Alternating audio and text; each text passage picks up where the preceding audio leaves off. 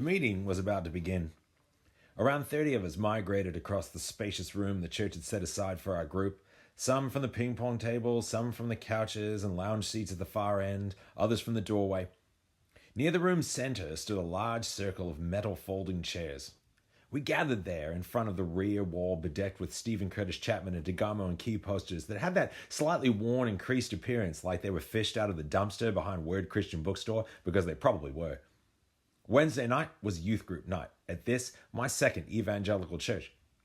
As I entered my teen years, we moved from our original church to another a few towns away. Yet our routines there were the same as the first. Many hours of our week spent within its walls, every Sunday morning, every Sunday evening, every Wednesday night. This, though, was no ordinary Wednesday night. Diane, the youth pastor's wife, lifted her guitar from its weathered black case and began to sing. But I couldn't really sing Shine, Jesus, Shine or Casual Christian with any real conviction.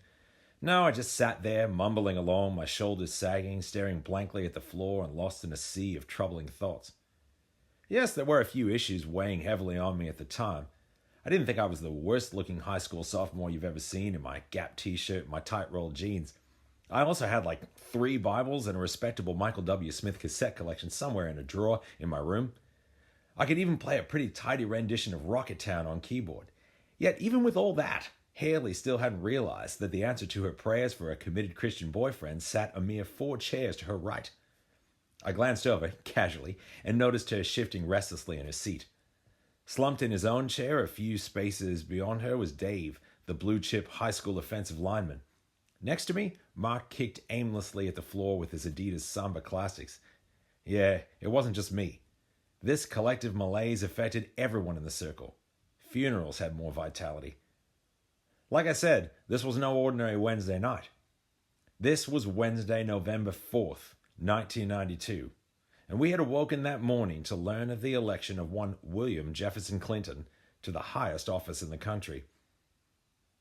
8 years earlier, things were so different.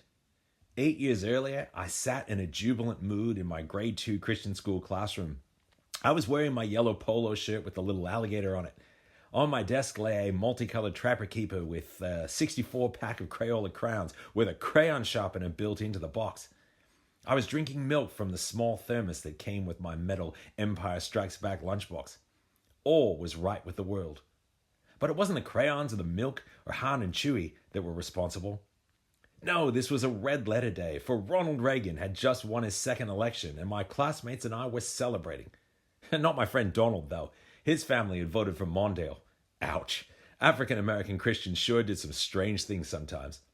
Our teacher, Mrs. Gager, aimed to soften the blow with a few kind words, but the rest of us weren't going to waste too much time feeling sorry for Donald when we were basking in a post-election glow. Not that any of us really understood the politics of the situation.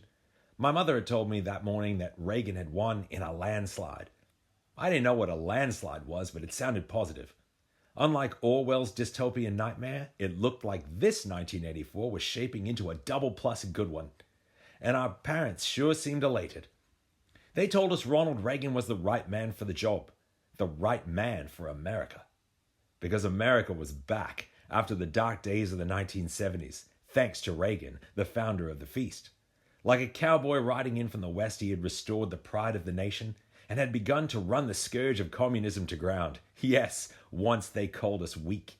Now, far away in their snowy ice palaces, the Soviets cowered in fear as their ineffectual system of government melted around them. Soon, nothing would be left of the villainous Eastern Bloc but the skeleton of drab architecture and outdated machines. Returning Reagan to power also ensured the economy remained on overdrive. Corporate giants could continue to wear our money or go casual in polo shirts with sweaters tied and draped around their shoulders. They could drive their convertibles and sail their yachts and fly their private jets, sending money trickling down for those of us in the middle class to buy more Rubik's Cubes and Ataris. More importantly, evangelicals had at last ascended to our proper place as power brokers. Back in 1980, luminaries like Jerry Falwell and Pat Robertson mobilized the vote for Republican candidates by decrying the moral degradation and decrepit spiritual condition of the United States. God loved America, they insisted, but she could only prosper if she went back to God, back to the Bible, back to morality. If she continued down her dark and immoral path, she would find her freedoms eroded by a left-wing agenda. Ronald Reagan, it seemed, was the cure for what ailed us. However effective their message had been 4 years earlier, by 1984 it had definitely sunk in. In this election year, the moral majority found a willing army of rank-and-file Christian nationalists in our communities ready to storm the ballot boxes. And surely Reagan wouldn't forget the service these grassroots evangelical voters had rendered. We had a friend in the highest office in the land. This triumvirate, God, evangelicals, and the American president, was the ultimate alliance. One that would let us pull the levers of government to carry out God's agenda. We'd drive back the tide of secularism, snuff out abortion, re-establish prayer in public schools, and return Christian faith and values to the halls of American power. Power, in fact, was the name of the game. The power and prosperity that burgeoned under Reagan's stewardship also made manifest an important truth. God was highly selective when it came to presidential partnerships. He wouldn't work with just anybody. In fact, his tastes ran exclusively to meat cooked red and not blue. He expressed his disapproval with the lean years of the Carter presidency. Then came the fat years of the Reagan administration, an explicit and undeniable sign of divine endorsement. That's why Wednesday, November 4, 1992, descended like an impenetrable fog on that room of once carefree youth groupers. Elections, first and foremost, were litmus tests of America's faith. And this election sent a smoke signal to God that his days of national purification, unfettered military spending, and laissez-faire economic management were over. The nation was straying from his will. Also, even after 12 years of Republican leadership, several big-ticket items on God's punch list remained incomplete. Traditional family values still needed enforcing. The tenuous balance of the Supreme Court still needed stacking in our favor. The stench of Roe versus Wade lingered. After this election, it looked like God was never going to get his way. Who would protect American sovereignty from the globalists? Who would keep New Age philosophy out of our schools? Who would stop affirmative action from giving our minimum wage positions of indentured servitude to needy and undeserving black kids? Who now would champion family values? Who would stop the gays from turning everyone gay? Who would overturn abortion laws? Not Bill Clinton. Certainly not his wife, who, if the rumors were true, roamed the streets at night looking for babies and unattended small children to devour whole. So we sat there, in that circle, contemplating the end of the world. A world overseen by Republican presidents with the support of the evangelical establishment. Randy, the youth pastor, sat about a third of the way around the circle to my right, dressed smartly in chinos and a tucked-in short-sleeve button-down shirt. He was leaning forward slightly in the chair, elbows on his knees, fingers pressed together in front of a neatly trimmed sandy brown mustache that matched his near shoulder-length hair.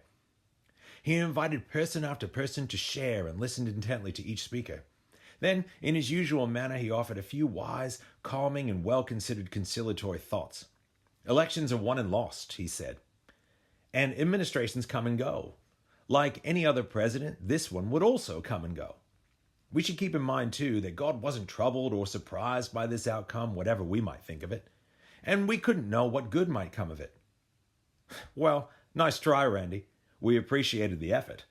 This wasn't just another president, though. This was a womanizer, a draft dodger, a one-time recreational drug user. Say what you would about George Bush, at least he had dignity.